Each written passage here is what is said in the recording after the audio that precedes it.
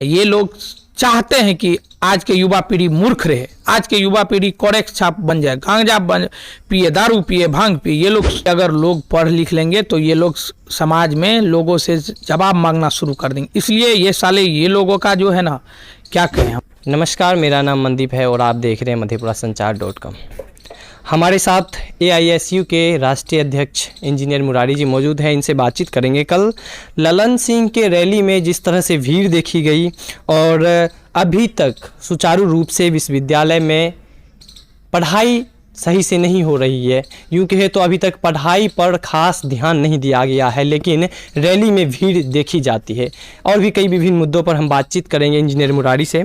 तो सबसे पहले तो सर, स्वागत है आपका हमारे साथ। बहुत बहुत धन्यवाद मधेपुरा संचार न्यूज को और मनदीप जी आपको भी। देखिए, जिस तरह से कल ललन सिंह के रैली में इतनी भारी भीड़ थी, लेकिन वो भी बिना किसी मास्क के सारे लोग, क्या कहेंगे इस पर आप? देखिए, ये नेताओं का जो होता है ना कि किसी आपदा को ये लोग अवसर में बदलते हैं। इसी तरह से आज 2 साल से ये लोग कोरोना को जैसे आपदा को भी अवसर में बदल दिया है।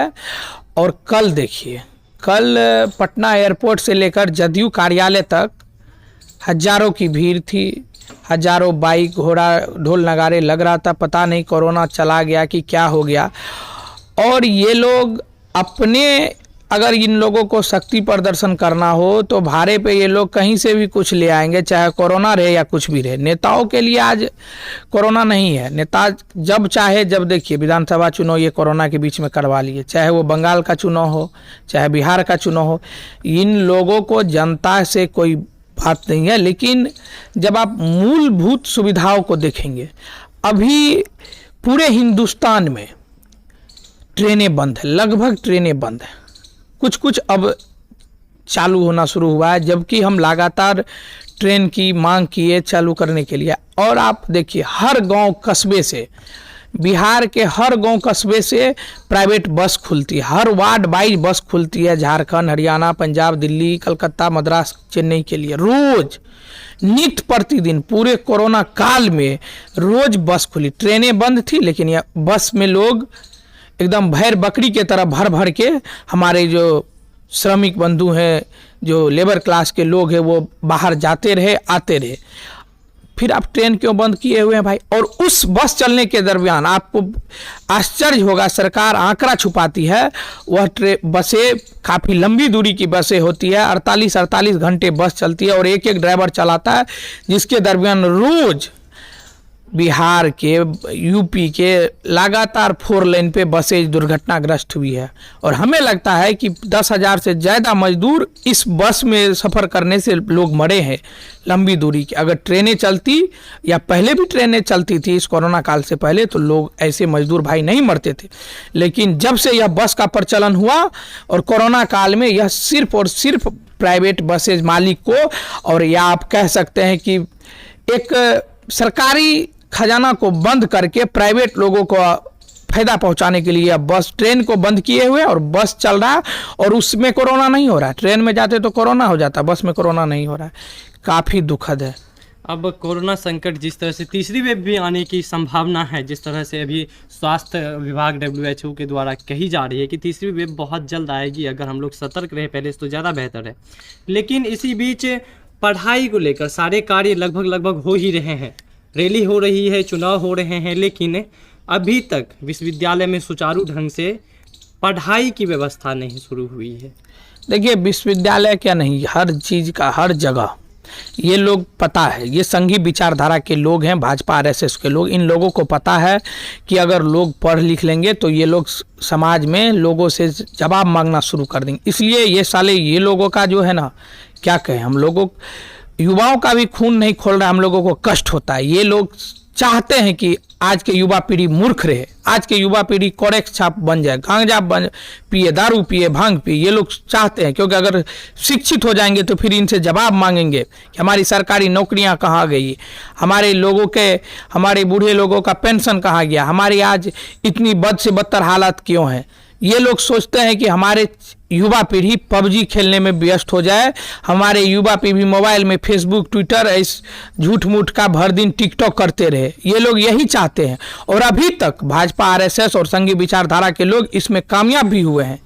काफ़ी कष्ट होता है हम लोगों को कि आज पढ़ाई बंद करके ये लोग अपना नटवा नाचनिया पूरा एकदम हिंदुस्तान में फैला रखा है, लेकिन आज 2 साल से पढ़ाई बंद है। आपको पता होना चाहिए कि जो छोटे बच्चे हैं, अब अगर उसको स्कूल भेजने का नाम अगर कहा जाता है तो लगता है उसको बुखार लग जाता है।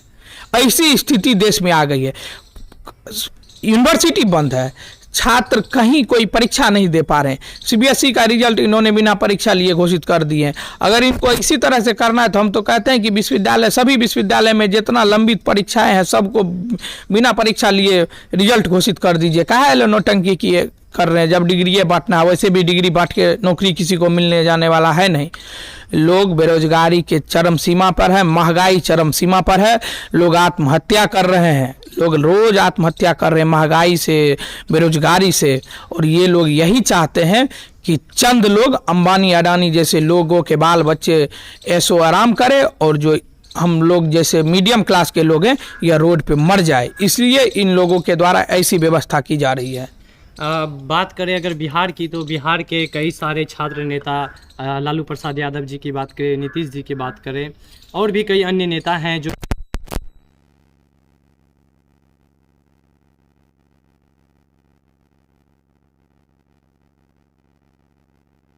क्या कहेंगे, कैसे देखते हैं इसको? देखिए, जब पूर्व में देश में कोई विपदा आया करता था तो जब संसद में उसकी बहस हो करके निराकरण नहीं निकलता था तो बिहार के कई ऐसे विश्वविद्यालय हैं जहां उस पर विचार विमर्श होता था। उस मुद्दे को लेकर के बिहार के सहित तो देश के विश्वविद्यालय उसका केंद्र बनता था, जब देश के संसद में भी उस चीज़ का निराकरण नहीं हो पाता था। तो लेकिन आज स्थिति ये है कि संसद को आवारा बना दिया गया है, संसद में नटवा नचनिया और फिल्मी कलाकारों से भर दिया गया है। अब बौद्धिक लोग नहीं बचे हैं। आज संसद भवन जो लोकतंत्र का सबसे बड़ा मंदिर है, वहाँ पर ऐसे लोग बैठे हुए हैं जो सिर्फ मन मस्त मगन होकर के डांस नचवा नचनिया टाइप के लोग बैठ गए हैं संसद में। अब बौद्धिक बातें नहीं होते हैं, अब सामाजिक क्रांति की बातें नहीं होती, अब लोगों की विचारधारा की बातें नहीं होती है, लोगों के हित की बातें नहीं होते हैं। और जब रही बात बिहार की, तो आदरणीय पूर्व मंत्री त्रिपुरा के भी पूर्व सांसद आदरणीय लालू प्रसाद यादव जी भी पटना विश्वविद्यालय के छात्र नेता रहे हैं। श्री नीतीश कुमार जी भी छात्र नेता रहे हैं, रविशंकर प्रसाद छात्र नेता रहे हैं और सुशील कुमार मोदी छात्र नेता रहे हैं। लेकिन आज बिहार से छात्र राजनीति को ही खत्म कर दिया गया। अब बिहार में काफ़ी मशक्कत के बाद 3-4 साल पूर्व छात्र संघ का चुनाव हुआ। भूपेंद्र नारायण मंडल विश्वविद्यालय में भी छात्र संघ का चुनाव हम लोगों ने करवाने का काम किया। लेकिन आज उस छात्र एक बहुत सारे ऐसे छात्र नेता जिसको खुद पता नहीं होता है कि छात्र नेताओं का महत्व क्या होता है, छात्र संघ का महत्व क्या होता है। और ये नेताओं साले ये लोग तो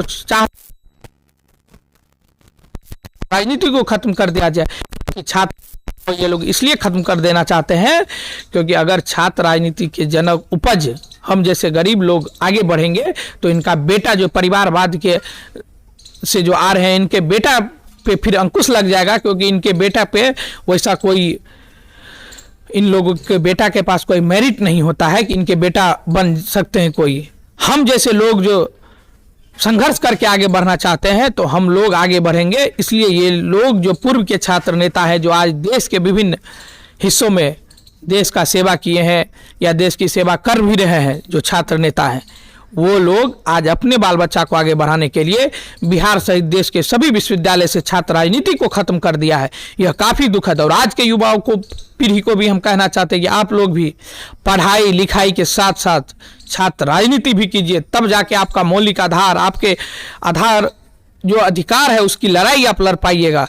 नहीं तो ये नेताओं, चाहे वो उसमें हर नेता, चाहे वो कांग्रेस के नेता हो, चाहे वो भाजपा के नेता हो, चाहे पक्ष के हो विपक्ष के हो, छात्र राजनीति को सबने मिलकर के खत्म किया है। और सबने इसलिए मिलकर के खत्म किया है क्योंकि अगर छात्र राजनीति को आगे बढ़ाया दिया जाता तो गरीब लोगों के बच्चे राजनीति में आते, गरीब अच्छे जो संघर्षशील छात्र नेता होते वो आगे बढ़ते, और इन लोगों का बाल बच्चा जो एकदम एसी में उठता है, गांजा भांग पी के ये लोग जो आज अपने बेटा को तुरंत MP MLA बना देता है, तो इनके बेटा फिर नहीं बन पाते।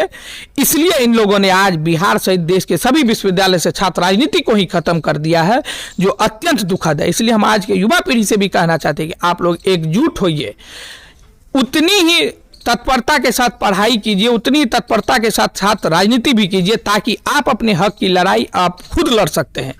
यह काफ़ी दुखद है। इसलिए हम बिहार सहित समूचे देश के विश्वविद्यालय में आह्वान करते हैं कि हर जगह छात्र संघ का चुनाव हर वर्ष होना चाहिए और छात्र राजनीति को बढ़ावा मिलना चाहिए। छात्र राजनीति को भी छात्र कोष में पैसा मिलना चाहिए सरकार के द्वारा, ताकि छात्र नेताओं को भी अपने मौलिक अधिकार और अपने अधिकार की लड़ाई को सड़क से लेकर सदन तक संघर्ष